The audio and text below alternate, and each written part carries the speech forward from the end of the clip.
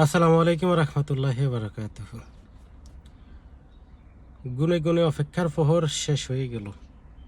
আর মাত্র কয়েক ঘন্টা পরে বাংলাদেশে অনুষ্ঠিত হতে যাচ্ছে ত্রয়োদশ জাতীয় সংসদ নির্বাচন। যতটুক পর্যন্ত মিডিয়ার আদতে আমরা দেখতেছি, পরিবেশ পরিস্থিতি এখনো পর্যন্ত আলহামদুলিল্লাহ ঠিক আছে। আইন শৃঙ্খলা পরিস্থিতি, সার্বিক পরিস্থিতি সব কিছুই আলহামদুলিল্লাহ। সবচেয়ে বড় ব্যাপার হচ্ছে যে কি, দীর্ঘ 17 বছর মানুষের মনের ভিতরে যে আকাঙ্ক্ষা, ভোট না দেওয়ার, নিজের নেতৃত্ব এমনকি নেতা নির্বাচিত করতে না পারার যে আকাঙ্ক্ষার বহির্প্রকাশ আমরা দেখতেছি। যে গতকালকে থেকে বলা হইতেছে বাস, ট্রেন, লঞ্চ সব জায়গাতে এত পরিমাণ জাম যে এটা ঈদের টাইমের মানে যে ইয়েটা থাকে ওই সময়টারে হার মানাইছে। তার মানে বুঝতে আর বাকি নাই যে আসলে বাংলাদেশের এই নির্বাচনটা অনেকটাই উৎসব মুখর হতে চলেছে।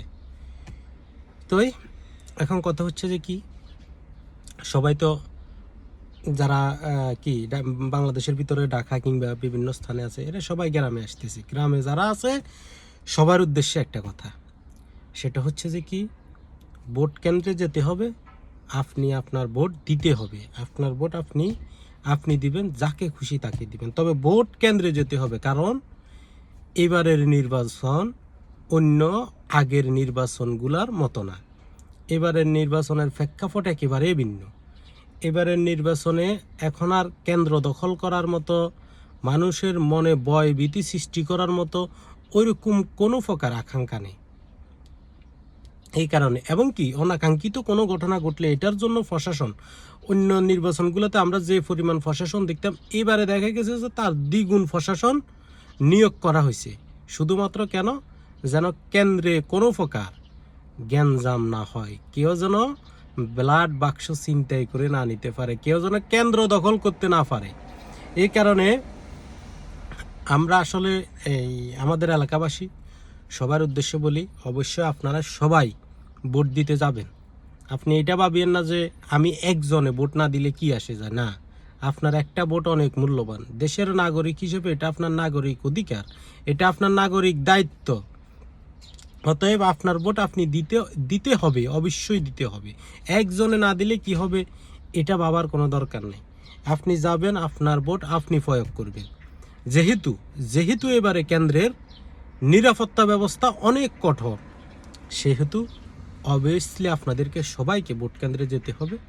আপনি আপনার ভোট দিবেন, যাকে খুশি তাকে দিবেন, সৎ যোগ্য প্রার্থী দেখে তারপরে যে ভোট দিবেন। এই জন্য বলি, হ্যাঁ, আরেকটা কথা হচ্ছে যে কি, যারা কেন্দ্র দখল করতে আসবে আপনারা তাদেরকে প্রতিহত করার চেষ্টা করবেন। কারণ এখন সময় আর আগের মতো নাই।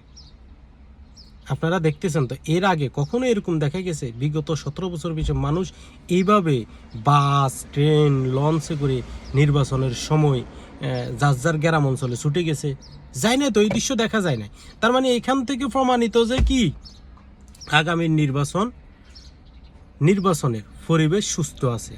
এই কারণে সবার প্রতি অনুরোধ, আপনারা অবশ্যই ভোট কেন্দ্রে যাবেন, সকাল সকাল ভোট কেন্দ্রে যাবেন, গিয়ে আপনারা আপনাদের ভোটাধিকার প্রয়োগ করবেন। বাংলাদেশের নাগরিক হিসেবে এটা আপনার নাগরিক দায়িত্ব। সম্পূর্ণ দায়িত্ব আমরা মানুষের উপরে দিয়ে দিলে তো হইতো না, কিছু দায়িত্ব নিজের আছে, নিজের দায়িত্ব নিজে গ্রহণ করবেন। সৎযোগ্য প্রার্থী দেখে আপনি আপনার ভোটাধিকার প্রয়োগ করবেন। ভোট কেন্দ্রে যেতেই হবে। 17 বছরের যে আকাঙ্ক্ষা আমাদের মনের ভিতরে ছিল, আমরা কেউ ভোট দিতে পারিনি, এবার সেই সুযোগ এসেছে। দিন পরিবর্তনের সুযোগ এসেছে। দিন বদলের এই সময়তে আপনিও অংশীদার হওয়া দরকার, জরুরি।